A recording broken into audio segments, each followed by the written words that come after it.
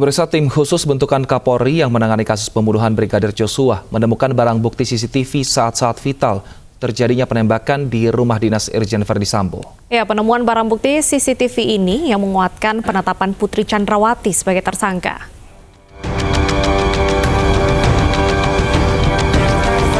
Kasus pembunuhan terhadap Brigadir Joshua yang diotaki oleh mantan Kadif Propam Polri Irjen Verdi Sambo terus bergulir. Tim sus bentukan Kapolri yang menangani kasus pembunuhan terhadap Brigadir Joshua menemukan CCTV suasana sebelum terjadinya peristiwa berdarah di rumah dinas Verdi Sambo. Temuan barang bukti CCTV ini juga menjadikan istri Irjen Verdi Sambo, Putri Chandrawati, sebagai tersangka. Polisi menyangkakan Putri Chandrawati dengan pasal berlapis tentang pembunuhan berencana.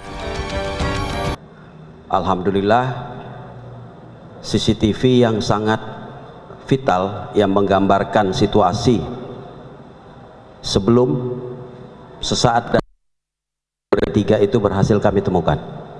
Ya, berhasil kami temukan dengan sejumlah tindakan penyidik. Dari hasil penyidikan tersebut, tadi malam sampai pagi sudah dilakukan sejumlah kegiatan pemeriksaan, konfrontir. Tadi juga sudah disampaikan oleh Bapak Ketua Tim bahwa Ibu PC sudah ditetapkan sebagai tersangka. Ya. Banyak teman-teman mungkin yang bertanya, ini kapan diperiksa? Ya, kita sebenarnya yang bersangkutan sudah kita lakukan pemeriksaan sebanyak 3 kali. Seyogyanya juga kemarin harusnya yang bersangkutan kita periksa, tetapi kemudian muncul surat sakit dari kedokteran, dari dokter yang bersangkutan, dan meminta untuk istirahat selama 7 hari. Sementara itu, Direktur Siber Bareskrim Brigjen Asep Edi Suheri mengatakan saat ini penyidik tengah memeriksa 16 orang dalam perkara penghilangan, perusakan, dan pemindahan barang bukti CCTV dalam kasus pembunuhan Brigadir Joshua. Adapun untuk pasal dipersangkakan, tadi dari Pak Ketua Tim sudah menyampaikan, akan saya jelaskan, yaitu pasal 32 dan pasal 33 Undang-Undang ITE, ya, ini ancamannya lumayan tinggi, dan juga pasal 221 serta pasal 223 KUHP, dan juga pasal 55 dan pasal 56 KUHP. Adapun rencana tindak lanjut yang akan dilakukan minggu depan, yang pertama kita akan selalu berkoordinasi dengan Puslapor Polri, yang mana ada beberapa barang bukti yang masih kita serahkan di lapor yang perlu kita penjelasan hasilnya seperti apa. Selanjutnya, Direktorat Siber Bareskrim Polri akan berkoordinasi dengan Puslapor untuk mengetahui hasil pemeriksaan lebih lanjut barang bukti yang telah diserahkan. Tim Liputan iNews melaporkan. Pemirsa, pasca ditetapkannya Putri Chandrawati sebagai tersangka baru kasus pembunuhan Brigadir Joshua, Komnas HAM dan Komnas Perempuan mendorong adanya pendampingan psikolog dan psikiater bagi istri Verdi Sambo. Proses pendampingan akan memungkinkan Putri Chandrawati memberikan keterangan guna memperlancar jalannya proses hukum.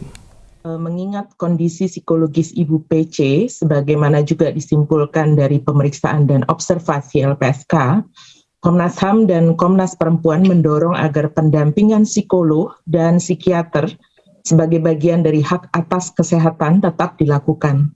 Selain merupakan bagian dari upaya pemulihan perempuan berhadapan dengan hukum sejak awal proses hukum hingga persidangan dan pasca putusan pengadilan. Proses pendampingan psikologis akan memungkinkan Ibu PC untuk memberikan keterangan sehingga memperlancar proses hukum. Kasus pembunuhan berencana Brigadir Joshua terus bergulir. Kejaksaan Agung telah menerima berkas perkara Irjen Sambo tahap pertama dari Bareskrim Polri.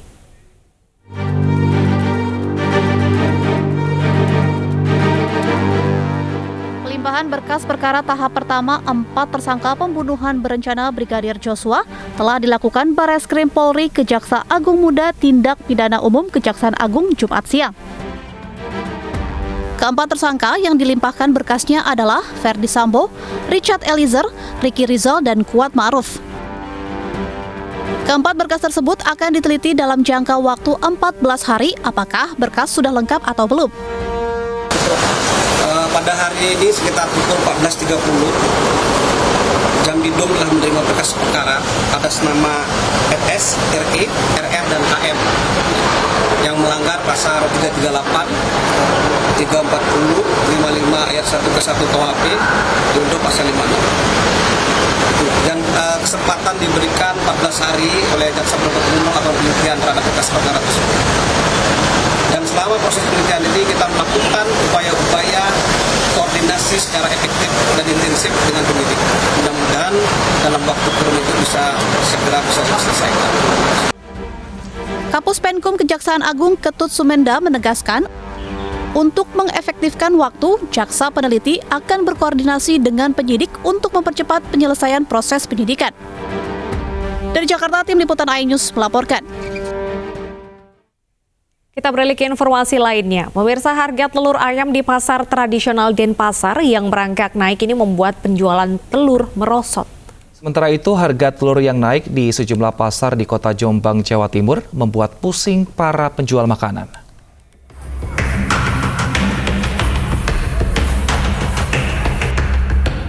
Keluhan kenaikan harga telur diungkapkan oleh sejumlah pedagang di Pasar Badung, Denpasar. Mereka mengaku sejak terjadi kenaikan harga telur pada pekan lalu, penjualan telur menurun drastis.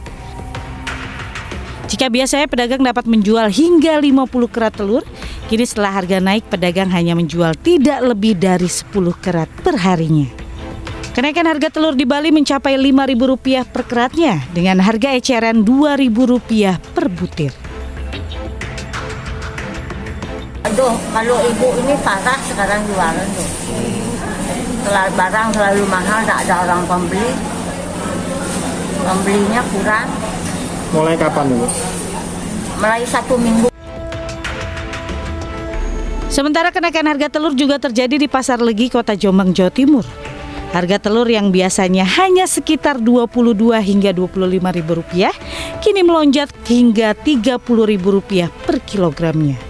Kenaikan ini tentu saja dikeluhkan masyarakat, terutama bagi mereka yang selama ini membutuhkan telur untuk berjualan. Selain membuat masyarakat pusing, kenaikan harga telur ini juga membuat omset pedagang anjlok. Warga berharap pemerintah segera mengatasi penyebab naiknya harga telur agar tidak semakin melejit. Dari Denpasar, Bali dan Jombang, Jawa Timur, Indira Ari, Muhtar Bagus, iNews melaporkan.